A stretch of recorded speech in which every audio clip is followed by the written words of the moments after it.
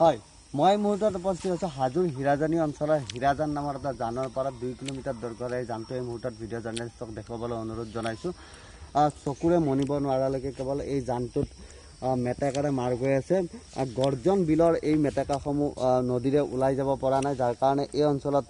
প্ৰত্যেক বছৰে গৰাখহনীয়া সৃষ্টি হৈ আহিছে বিশেষকৈ বাৰিষা কালত কিছুদিনৰ কাৰণে এনেকৈ মেটেকা মাৰ গৈ থাকে জানটো প্ৰায় 1 কিলোমিটাৰ দৈৰ্ঘ্যলৈকে মাৰ গৈ থাকে যাৰ কাৰণে ইয়াত পানীৰ প্ৰবল সোঁত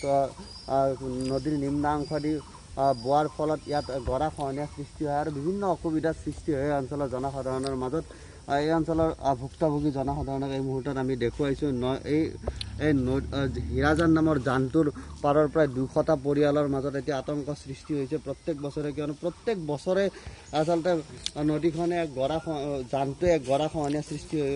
কৰি আহিছে এই মুহূৰ্তত ভুক্তভোগী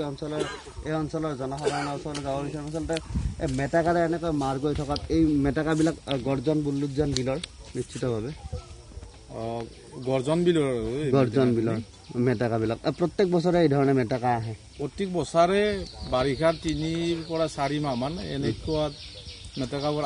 আহি বিভিন্ন ধৰণৰ সমস্যাৰ সৃষ্টি কৰে কেনেকৈ আচলতে নদীৰ সোঁতত পানীৰ সোঁতত আহেনে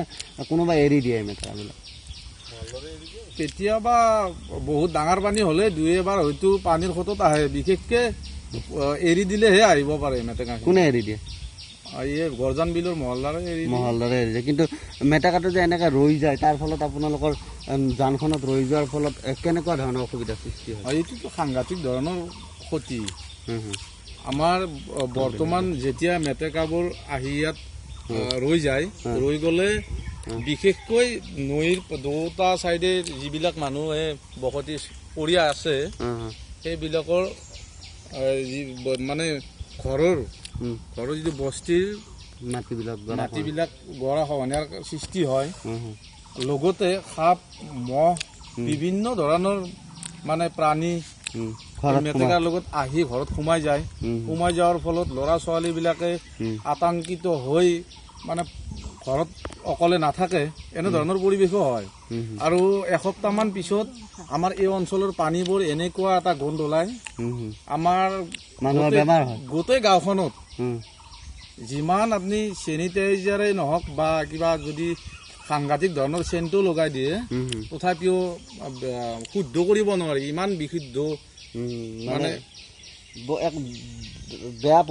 পৰিৱেশ এটাৰ সৃষ্টি হয় পানীবিলাকৰ যাৰ কাৰণে প্ৰতি বছৰে আমাৰ ইয়াৰ মানুহৰ জ্বৰ কাহ চৰ্দি বা পেটৰ বেমাৰ এনেধৰণৰ বিভিন্ন ধৰণৰ বেমাৰো হয় আমি বাৰে বাৰে এই সমস্যাটো কিমান বছৰে সমস্যা এইটো আগত কিমান আছিল মই নাজানো মই জানাৰ পৰা প্ৰায় 20 বছৰ আচ্ছা আপোনালোকে কোনোবা বিভাগীয় কৰ্তৃপক্ষক বা মহলদাৰক আপোনালোকে জনাই জানে আমি প্ৰতি বছৰে আপোনালোকৰ দৰে এনেধৰণে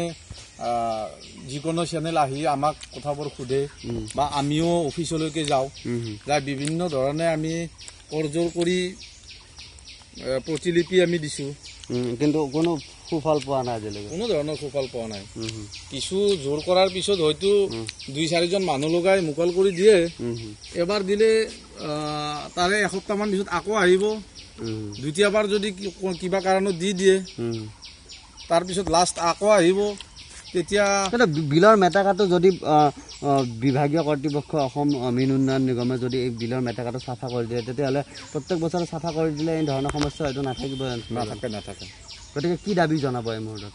আমি আপোনালোকৰ জৰিয়তে বিভাগীয় কৰ্তৃপক্ষক দাবী জনাওঁ আমাৰ এই যিটো ৰাস্তাৰ দৰে ঘাইপথ আৰু মাছমৰীয়া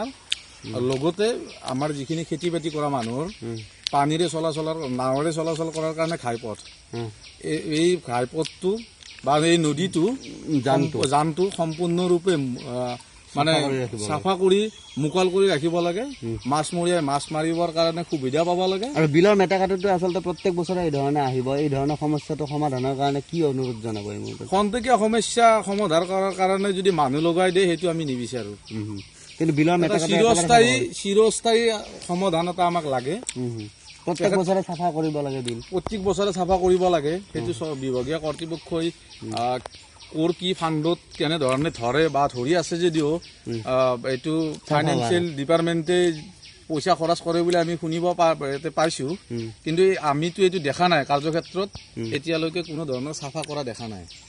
চাফা কৰিব লাগে, চাফা কৰিব লাগে আৰু এইটো মানে মুকল কৰি ৰাখিব লাগে। হয়, এই মুহূৰ্তত ক'ব লাগিব যে এই অঞ্চলৰ যি 20 বছৰীয়া সমস্যা, এই অঞ্চলৰ জনসাধাৰণৰ যে প্ৰত্যেক বছৰে আচলতে তেওঁলোকে এই ধৰণৰ সমস্যাৰ সৃষ্টি হৈছে। মেটেকাই আচলতে জানটো মাৰ গৈ থাকে আৰু এই অঞ্চলৰ জনসাধাৰণৰ গৰাখহনীয়াকে ধৰি অন্যান্য বেমাৰ আজাৰৰ সৃষ্টি হয় অঞ্চলৰ জনসাধাৰণৰ মাজত। গতিকে গৰ্জন বিলৰ যি মেটেকা চাফাৰ নামত তেওঁলোকে কৈছে যে মেটেকা চাফাৰ নামত আচলতে বিভাগীয় কৰ্তৃপক্ষই ব্যৱস্থা ল'ব লাগে, তেতিয়াহ'লে হয়তো এই সমস্যাটো সমাধানৰ এটা বাট ওলাব। হয়।